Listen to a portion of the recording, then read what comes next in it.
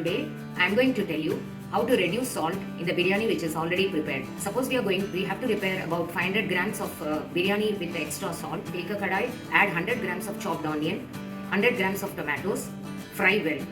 Now when the onions are frying well, add other spices like garam masala, turmeric powder, a little bit of sugar and chili powder, etc.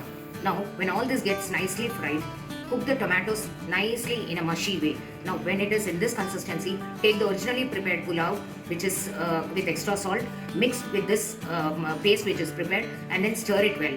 Now sprinkle little water if required. Now close the lid and cook the biryani for some time by stirring it occasionally. Garnish it and serve it. You will find that the extra salt is being adjusted well. Next, now if you have very little biryani to be prepared with extra salt, you can directly apply one of these methods.